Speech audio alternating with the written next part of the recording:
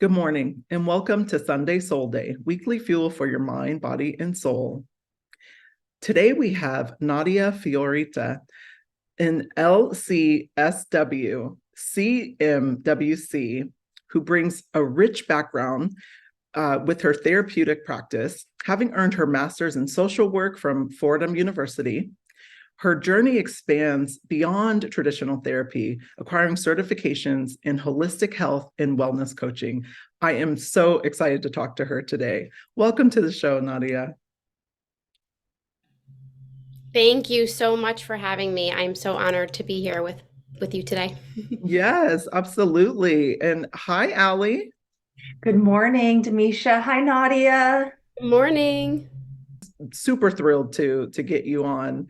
And we love all the content you're putting out. Like we were came across your social media and just, Ali was like, we have to reach out to her. So I was really excited to that you actually said yes. So thank you for that.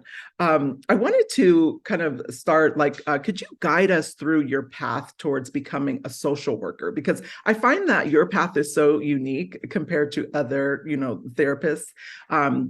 So I was so curious about that. Like, guide us through your path as a social worker, including the distinction between LCSW and LMFT. And what kind of motivated you? Of course, of course. So it really started with my own personal experiences, right? Which I think happens a lot when you talk to a coach or a therapist. It's usually their own personal experiences that drive them to want to support or help someone else. And it's funny because I started undergrad at the University of Delaware and was studying business.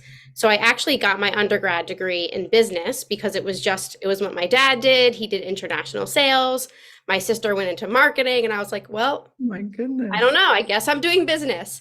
But it was actually at that time in my life when I was kind of reflecting back on my childhood experiences and my family and the trauma that I had gone through and the pain that I had gone through that was, really kind of starting to show up more and more in my life. And I found that even though I was, studying business administration, finance, all of those things, a lot of my friends were going to school for teaching.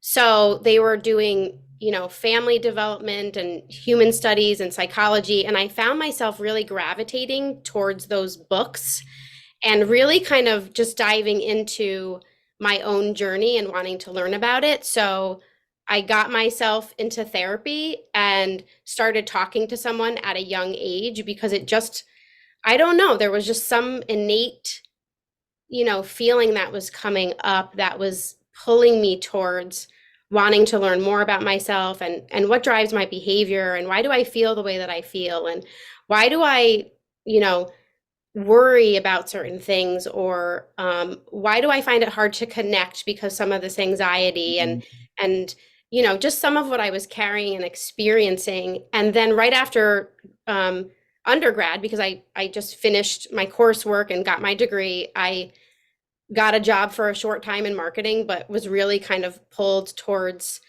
wanting to get a master's. And at that time, I remember thinking like, I want to have a private practice and I want to work with women and children and families because of what I've gone through and what I wish I had at that time in my life. So that's really like, without getting into like the specifics of, what the trauma might have looked like or whatever, it's really just that wanting to understand the pain that you're feeling, right? And what drives you. And so that's I guess a little bit of my story and what has driven me to my purpose and my passion and the impact that I want to make. Wow. Thank you so much for sharing. And I love that because I find that when people have that personal connection, they're just so passionate about what they do. And it doesn't even feel a lot of times like work, because you're showing up to serve, a past version of yourself or, someone who may have gone through similar experiences. So I love that you're kind of trauma and pain, really catapulted you to your purpose. Yeah, and just to say a little bit about like the the LCSW versus the LMFT, when I was looking into what type of program I wanted to do, I felt more pulled towards social work because it was more generalized, but within social work you could specialize in clinical work. And the LMFT is, really kind of focused on working with couples and within marriages and understanding the family system. So I think if I had gone into that, I would have loved it too. But I really think I felt at that time pulled towards more of a general working with the individual within their environment work, if that makes sense. Absolutely. Yeah, absolutely. Thank you for sharing the kind of reasons for becoming an LCSW versus MFT. I kind of went through my own process with that as well. Yeah. And I can totally relate to a lot of what you're saying about our own experiences and finding our own healing, being the motivator. And I think we're like, to Demisha's point, we're so much better at what we do when it's not just textbook. It's based on experience. So your journey includes a diverse training background in where you incorporate REBT, DBT, IFS, motivational interviewing, and self-compassion techniques. How do you integrate these approaches into your personalized collaborative therapy method? I love that question. And I was fortunate enough to earlier in my career to work at an agency and then a hospital where I had access to these amazing clinical trainings. And so I think I've just taken like little bits and pieces of each modality and training that I've gone through. And I really kind of like to personalize it and use, for example, with DBT, that's more behavioral focused. So if someone is really kind of looking to change a specific behavior that's unhealthy or problematic, we can kind of go in from that perspective. If someone, on a CBT level recognizes their perspective is maybe not based in reality or is a bit off, and the lens through which they're seeing themselves or the world or relationships is not making them feel good or is contributing to certain unhealthy patterns, and we kind of we'll take a look at that. And like with motivational interviewing, I thought that was a really kind of fascinating approach, and it is geared more towards, like, I think you'll just find that more within like addiction work. But I think those, the things that kind of come up out of that approach are really, really helpful, because they're essentially like, well, what's motivating you? What are those internal, drivers that are going to motivate you? And what are you actually willing to do and committed to do, right? Like, so I don't know. I've kind of just like taken pieces of these trainings and what has landed on me and what has worked for me and what I know has worked for other clients. I just kind of stick to those things. That's so great. That really helps paint a picture of the different approaches and kind of why we would use one approach versus another approach, and also bits and pieces of each approach, right, as needed. Yeah. Thank you for sharing that. Sure. Nadia, can you educate our audience and myself about the therapeutic methods you employ in your sessions, highlighting effective techniques for alleviating anxiety symptoms, such as EMDR, CBT, and EFT, like some of the things that you use around like relaxation as well? Yeah, of course. So I really like, first and foremost, I think like self-awareness is so important, right? Like you have to be mindful of the ways in which you're thinking, how your anxiety is manifesting, the influence that you might have on somebody else. And so I really, especially if someone is just beginning the therapy process versus someone who's already kind of been there and kind of knows how it works, I really lean into helping people to just kind of be more mindful. So for example, with like CBT, where there's a focus on your thought process, right? And types of, we call them distorted or unhelpful thinking or stinking thinking, right? That might make you feel more anxious or more frustrated or more sad or whatever. Part of that is really just helping them to, in the moment, bring up an instance where that might be happening and help them to get really specific. Okay, like, let's get back to that instance and let's help you understand what was happening in your mind at that moment, and like writing those thoughts down, and what were you feeling in that moment, and helping people to really kind of understand what emotion they were feeling and where they might have been feeling it in their body.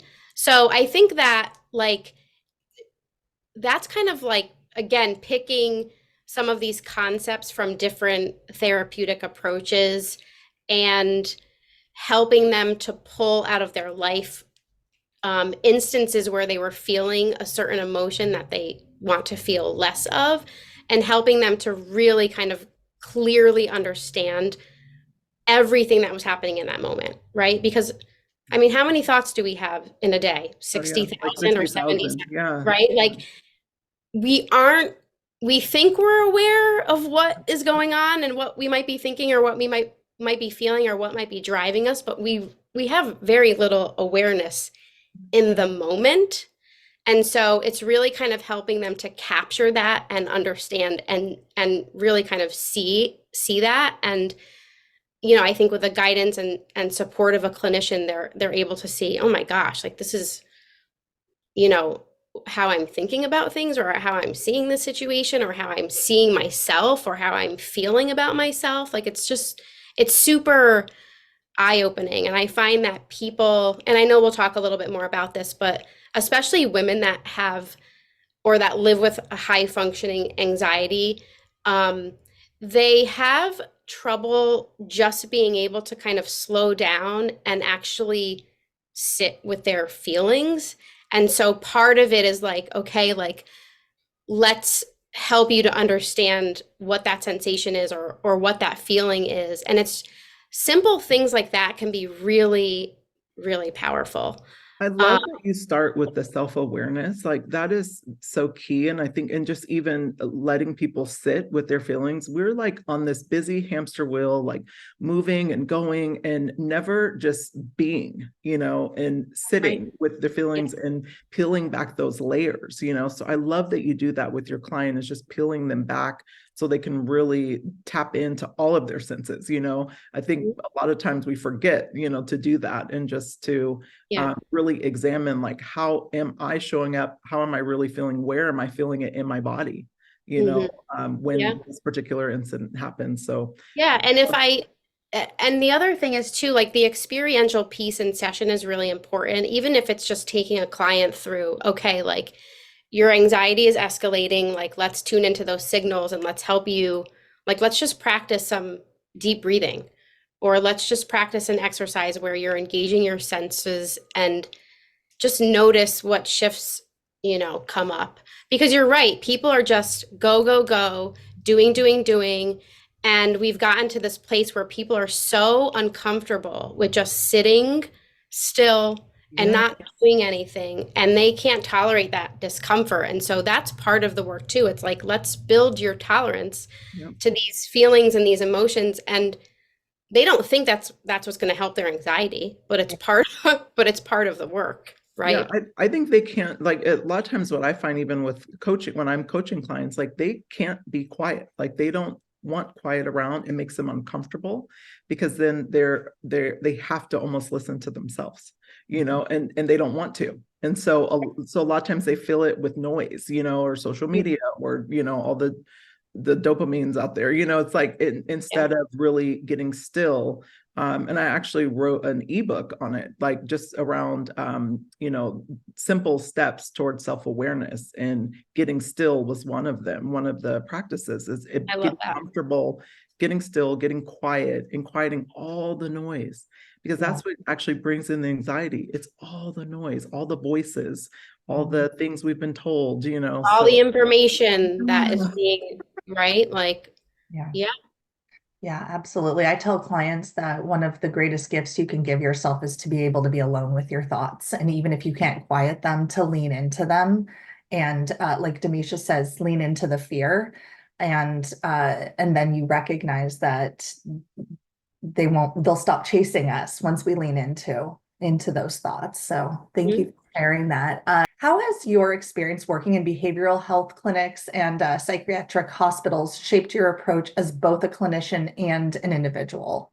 And I think I'll just start with first and foremost, like I said before, I was given such amazing opportunities to experience and sit in and be educated on such rich clinical trainings. So that was imperative, right? And that's helped me become a much better clinician, obviously. And I think with regards to both like on the clinic side and the hospital side, right? When you work in a hospital, I was working in an adolescent unit, both on the inpatient side and on the transitional living side, which was basically a residential program for adolescents, high risk adolescents, so suicidal ideation, eating disorders. So I think when you are able to work with populations that are higher risk, it absolutely increases your skill set, it increases your confidence, it increases your belief in yourself that you can, actually help people. Because when we talk about like the therapy that I'm providing, it's with people that are, functioning at a higher level. But and in the moment it feels like so high pressure, right? And it's not easy.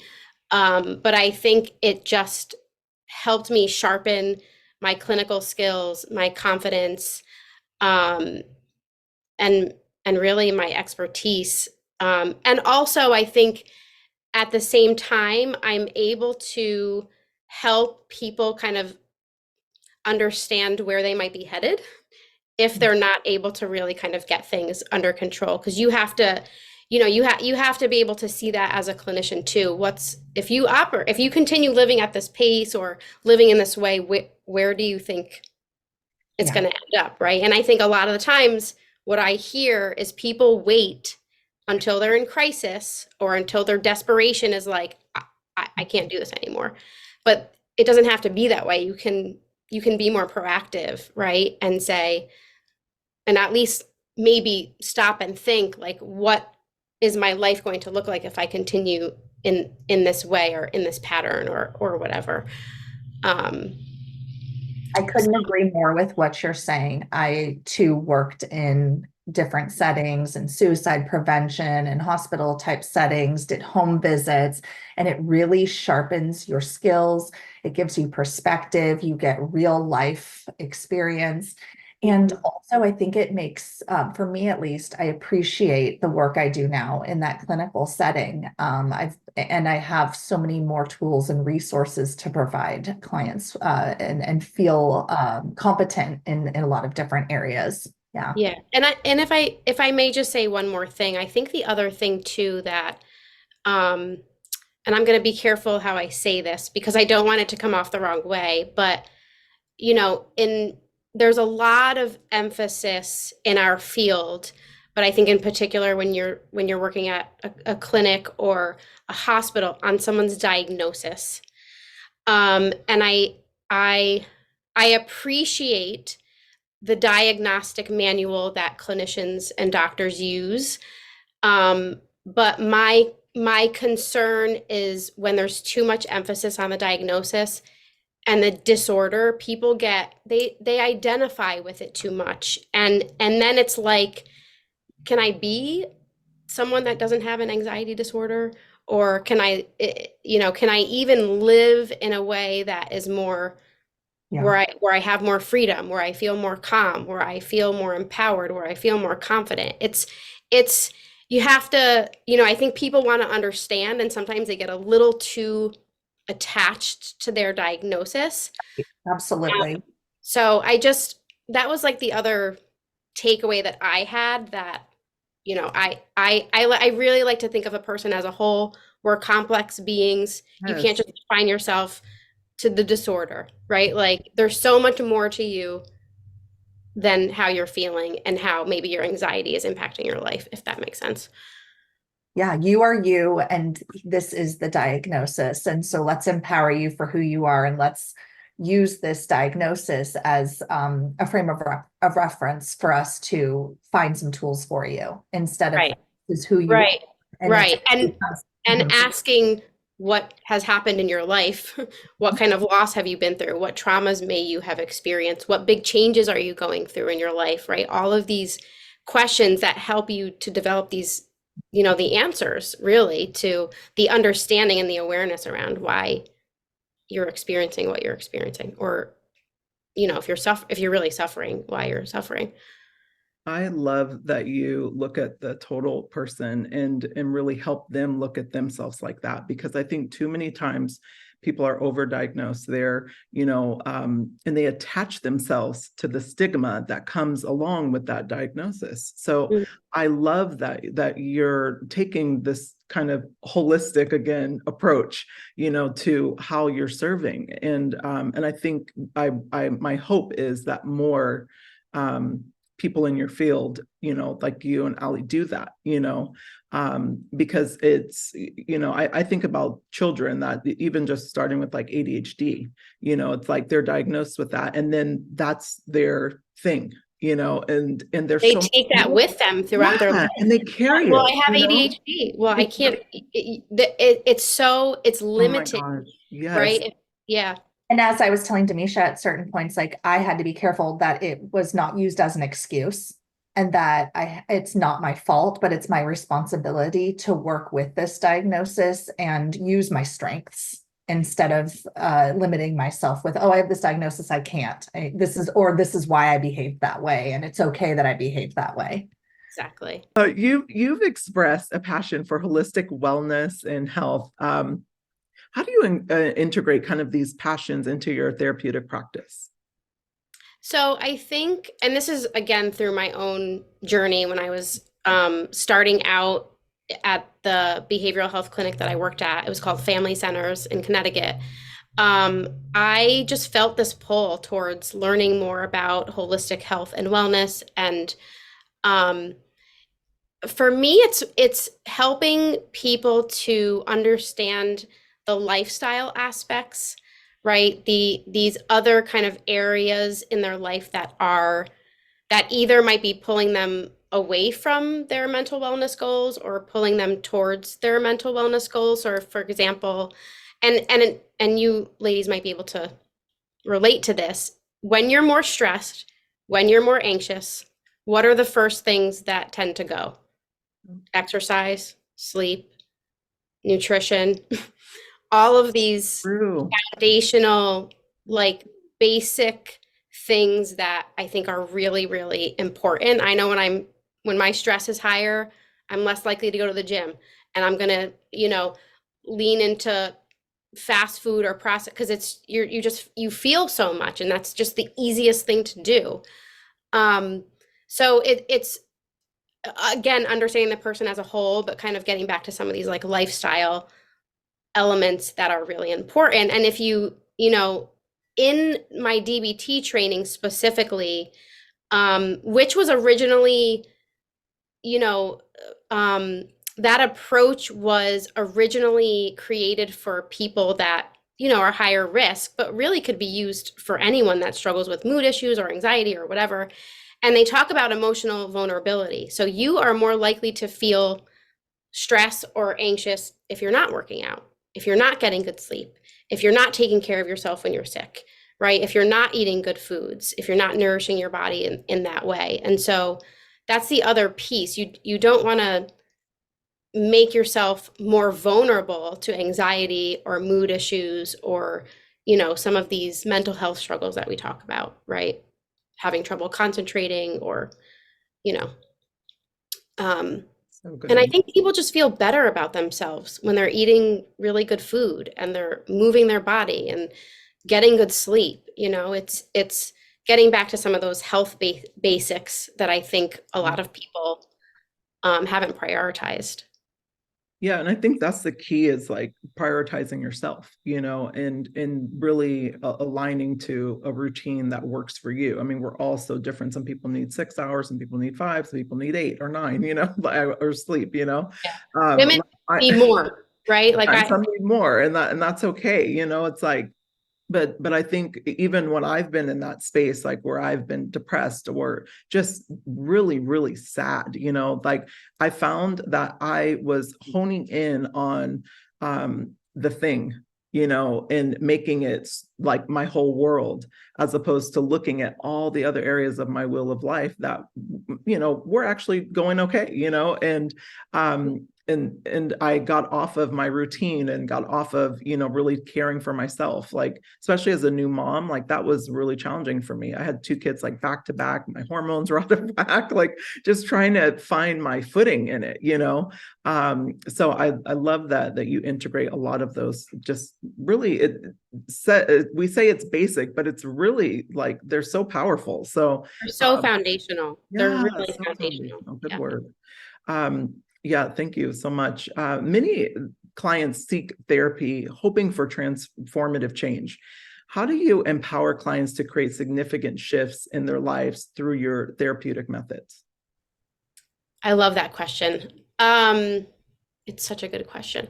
Thank you. I mean, I think I help them to, one, be able to envision a different way of being, right? And I forget what I was listening to over the weekend, but it might have been church.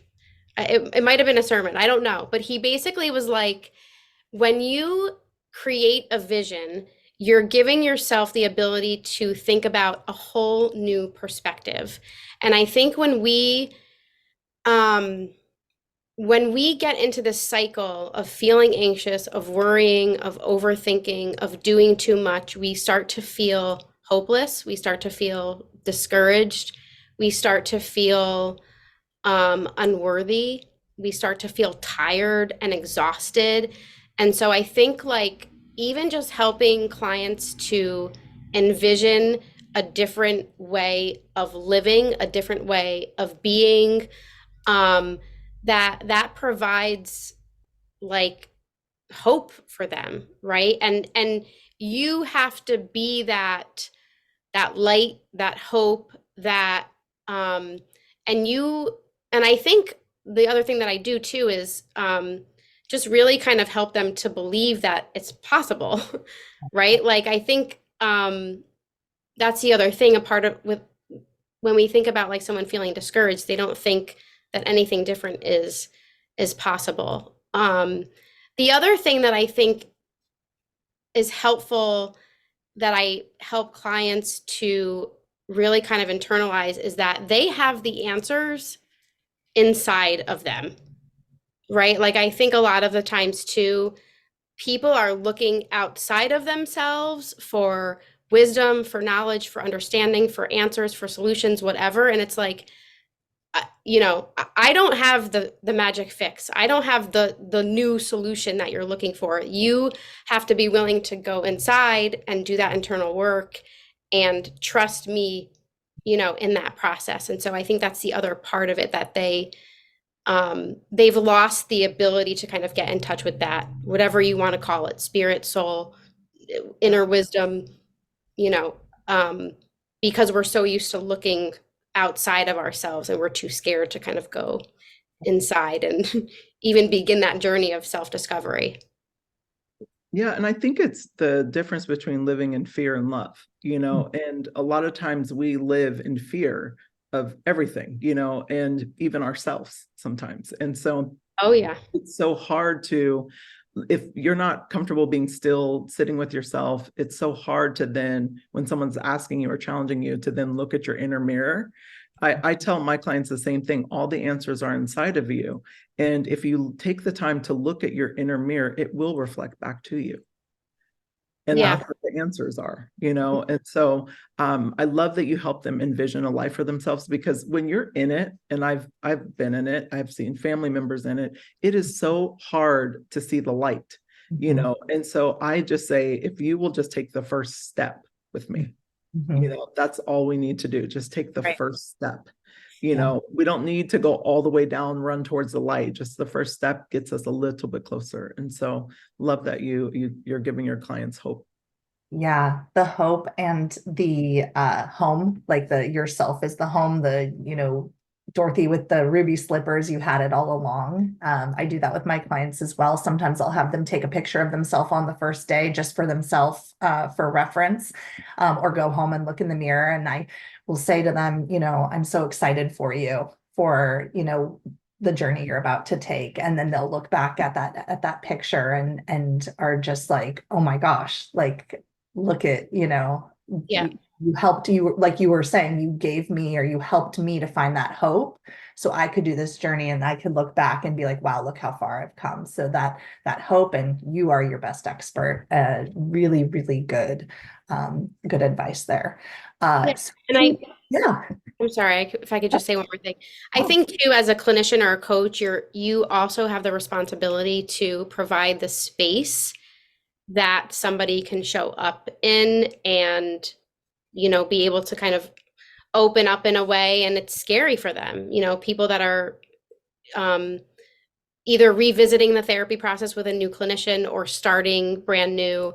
It's scary for them. They don't know what's going to happen. It's unknown, it's uncertain, and you have the responsibility of providing that safe, Mhm. compassionate place. You can also help them create change. It's not just about, validating someone's experience, but because you're helping them to move them along. So you want to be able to be honest and, challenge them in a way, right? But you have to provide that space for them. That's really, really important. And I think that space is key to the transformation because they probably haven't had that anywhere else. Yeah. And on that note, that is probably one of my favorite parts of my job, is because it's such an honor and a great responsibility to be in that spot, because similar to Misha, I've been on the other side of that where you can't see even 2 feet ahead of you and all hope is lost. And I don't know if excited's the right word, but I get my cup gets filled knowing that I get to be that for somebody who's coming in and they're just in such a hopeless place in their life. I understand that responsibility. Yeah. Yeah. So, in your opinion, what attributes define an excellent therapist, and kind of which inherent qualities or skills developed through experience have contributed to your strengths as a clinician? I love this question also. And when I was thinking about it, I was, again, I think being someone that is compassionate and empathetic and warm and genuinely curious and interested in helping someone and wanting to make an impact and serve others is absolutely key. I think if you can also have excellent clinical skills, that's going to make you an, excellent therapist as well. So for me, like I love learning. I'm a perpetual student. Like I'm consuming information. I love doing trainings. I love reading books. And I do that in part to help myself, but also to bring, knowledge and understanding and new things to my clients as well. The other thing I'll say too is I think that what makes an excellent therapist is someone that's working on themselves as well.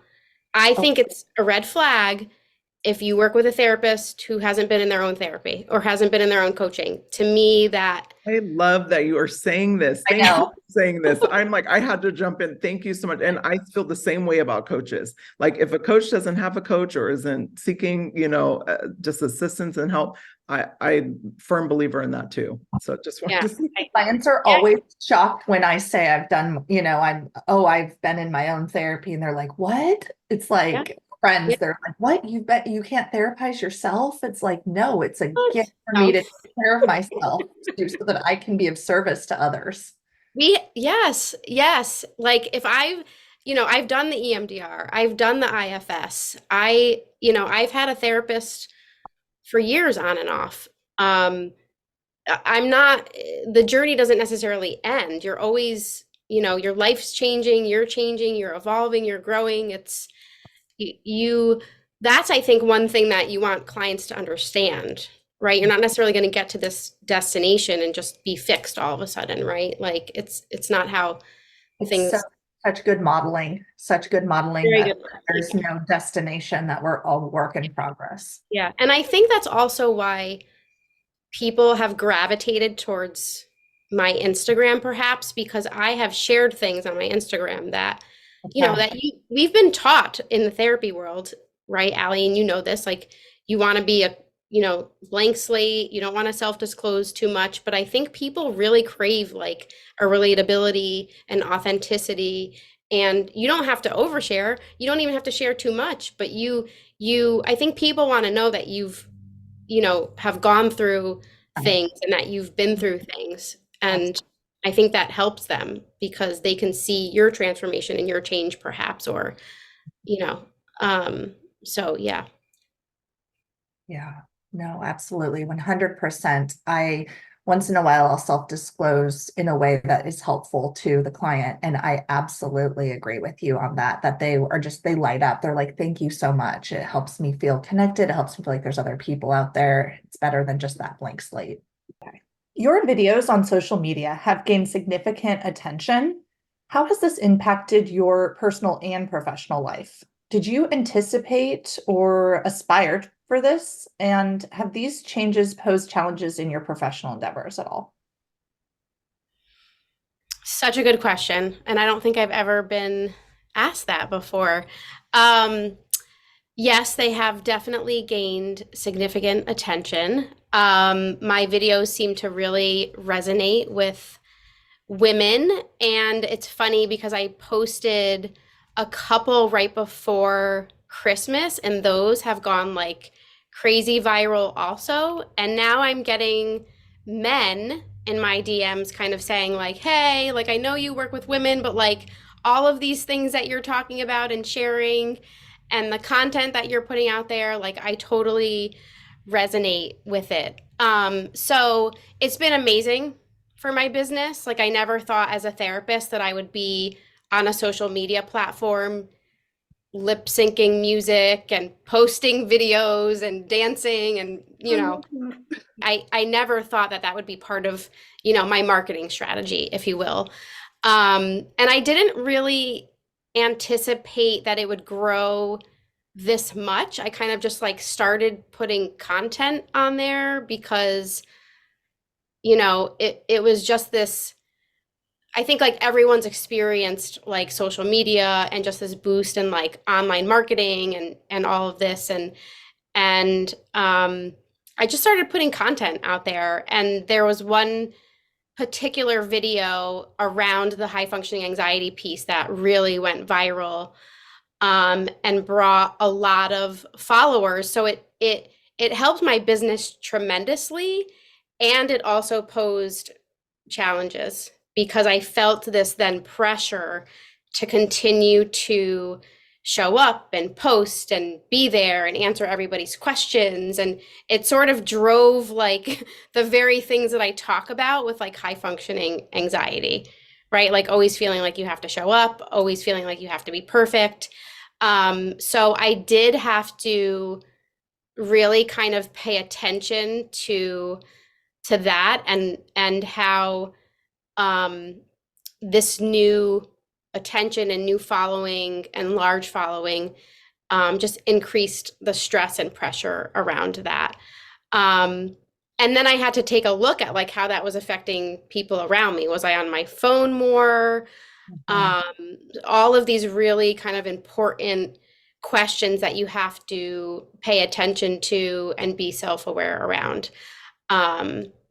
So in my personal life, it was more so impacted like in how I was spending my time,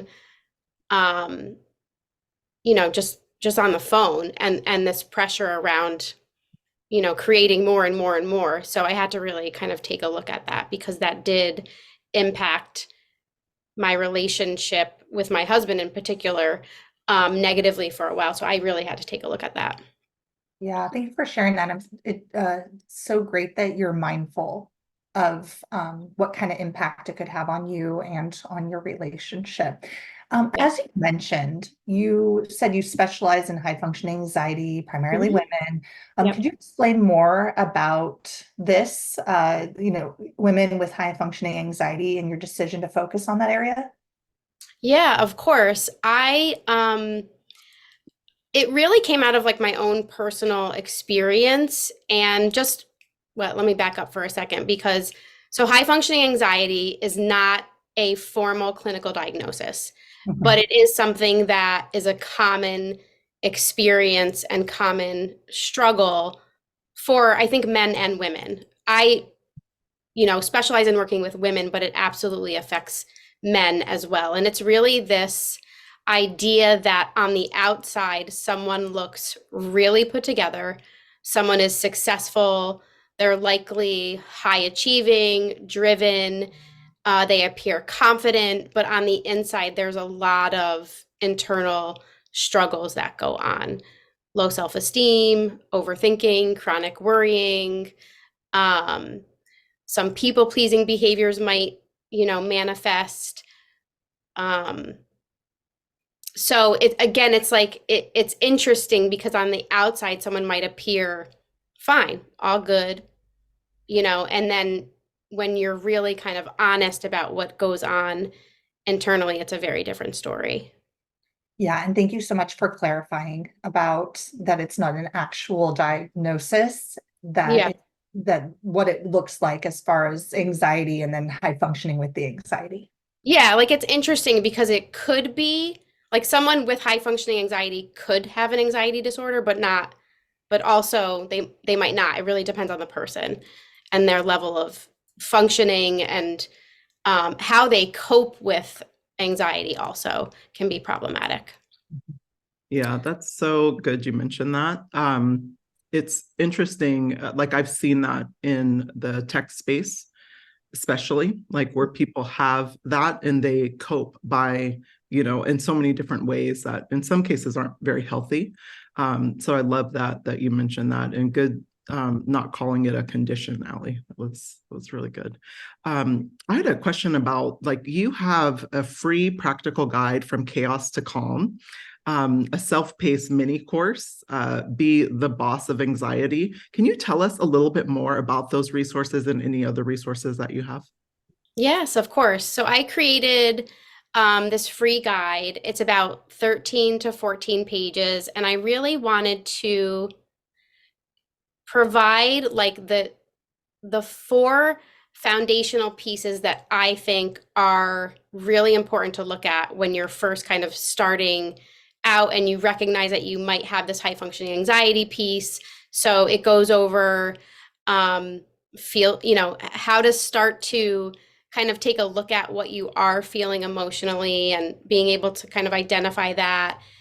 It looks at anxious thinking and being more aware of that and some, really powerful questions around that piece. It also speaks to the deep breathing piece, which I think, and maybe either one of you can speak to your thoughts on this, but I find that people who have chronic anxiety or more persistent or generalized anxiety, which is kind of goes in line with high functioning anxiety, they don't really love when a professional or a therapist or a clinician is like, practice deep breathing because you're in this like, you know, kind of constant state of just distress. Yeah. So it's hard to like regulate your breathing and your breath, but it's also like on the same, token, a really powerful strategy and technique that when you do it consistently and when you do it when your levels of anxiety are lower can be really, really powerful. Right? Like your breath is an anchor. You always have access to your breath. You could do breathing anywhere, right? You can't take out a journal, when you're in the grocery store and start recording your thoughts, which is like one of the other things that, I like to recommend as well. So I really wanted to kind of provide a lot of value in that free guide. And the other course that I created was a short self-paced video that really speaks to anxious thinking in particular. So it's more like addressing the cognitive piece and things that I've learned in the, multiple modalities that I've been trained in that I have found most effective and most transformative. I thank you so much for going into that. And I love that you offered it for free, so people can, it's so wonderful. I feel like when people give things away too, that are so useful and impactful. And I love that you narrowed it down to 4, it's like, those are things that people can implement and try and see if it, helps them. Exactly. Thank you so much for explaining that. I remember in our previous conversation, and we just talked about you giving free guides, but you mentioned your fee rate and increasing it. And I was, I wanted to spend time talking about it because I'm in a coaching community, and that's one of the things that women were talking about, that they said they had such a hard time increasing their prices, and even figuring out what to charge, and like putting value on what they charge. So it was such a beautiful conversation, but I'm so curious, because you increased your prices, like, tell us a little bit more about that and how you thought about that.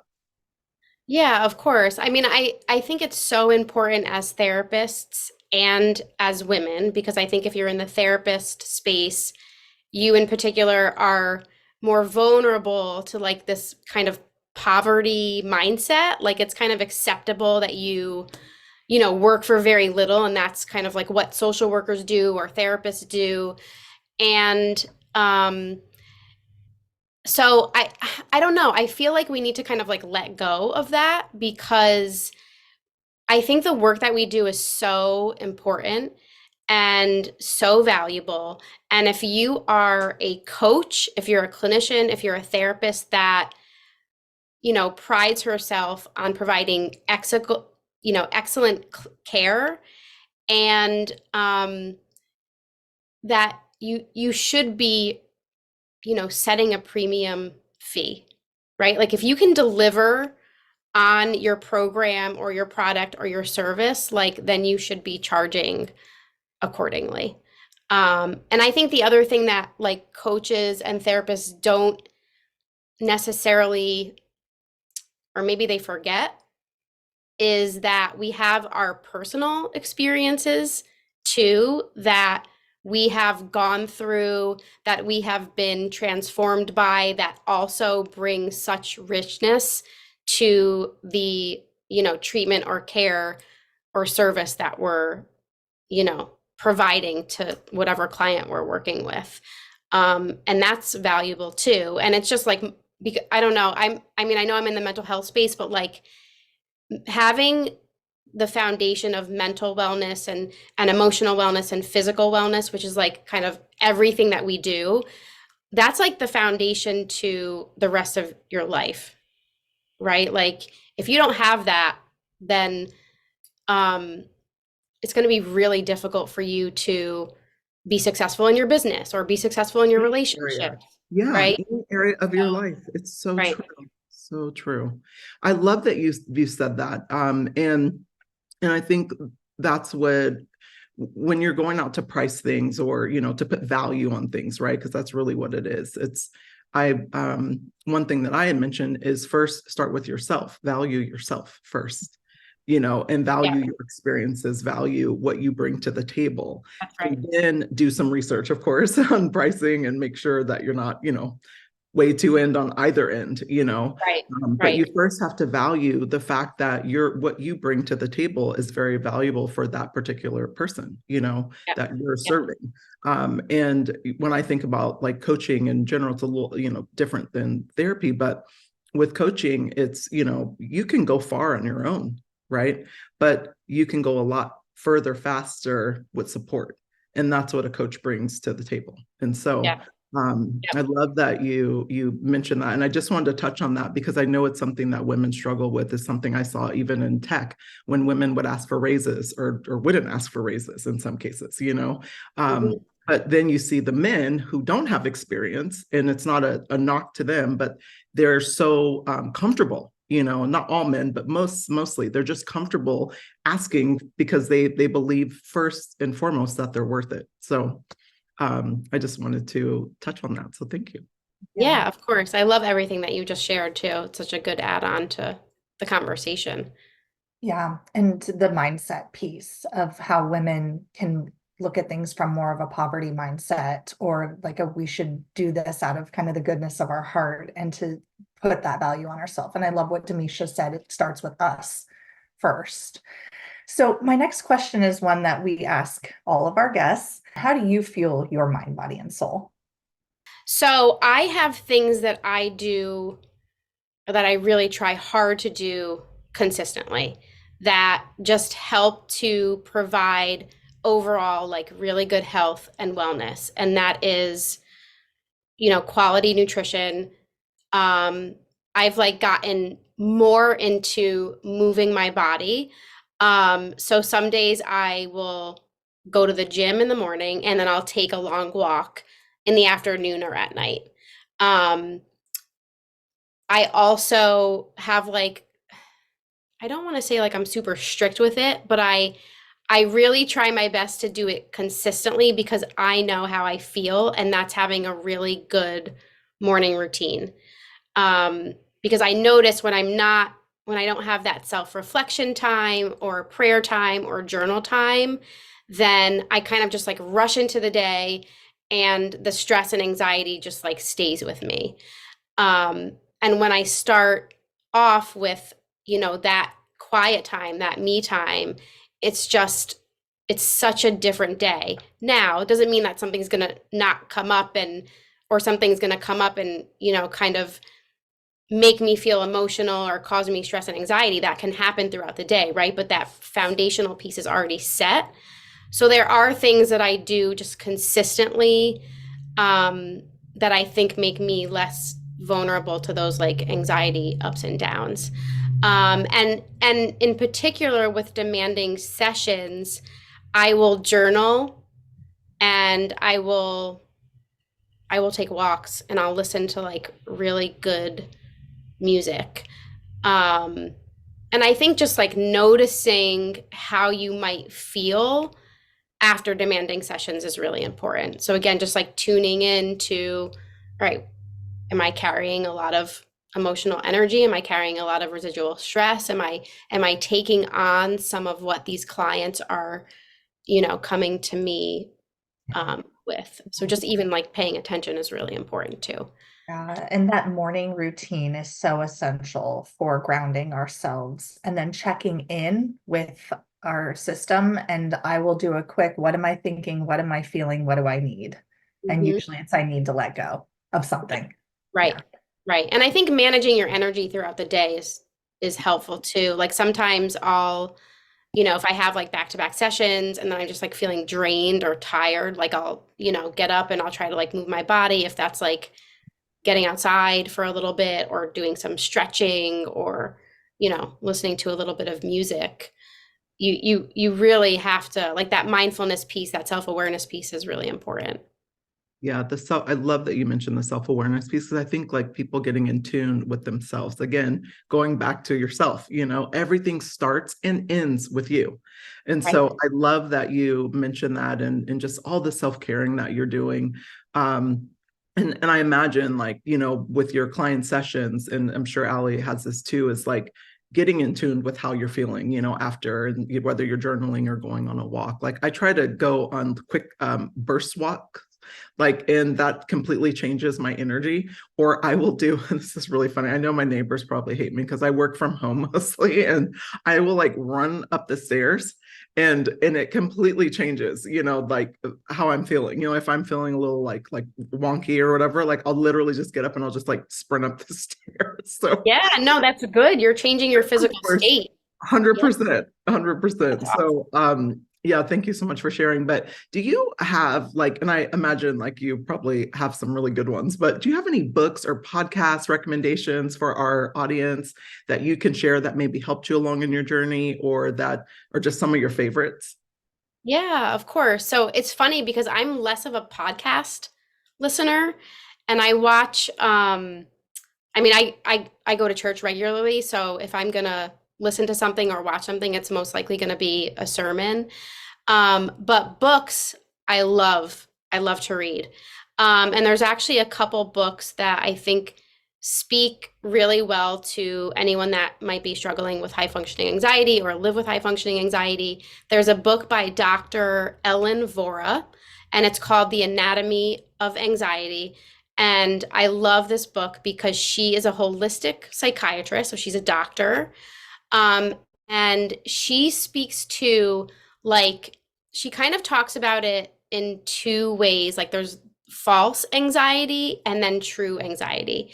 And what she talks about with the false anxiety was really powerful for me, because there are things that we do, or physical things or biological things that feel like anxiety, but aren't true anxiety, that maybe can be, helped with, dietary changes or lifestyle fixes or things like that. And then she kind of talks to, like, the true anxiety. So are you socially disconnected? Are you living out your purpose?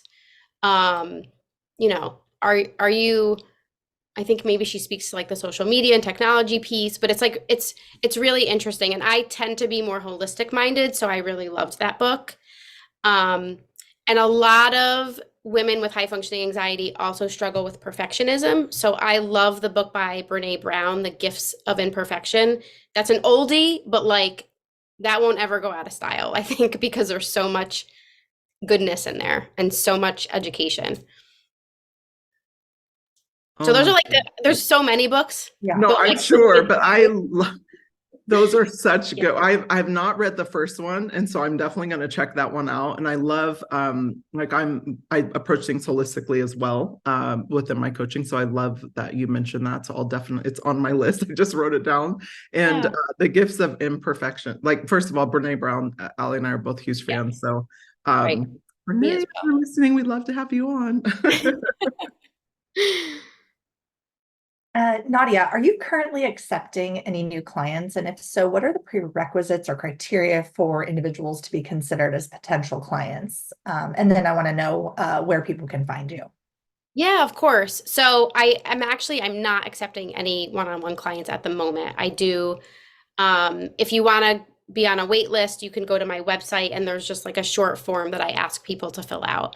I'm licensed in Connecticut and Florida. So if you reside in either of those states, you can go to my website and just fill out that form.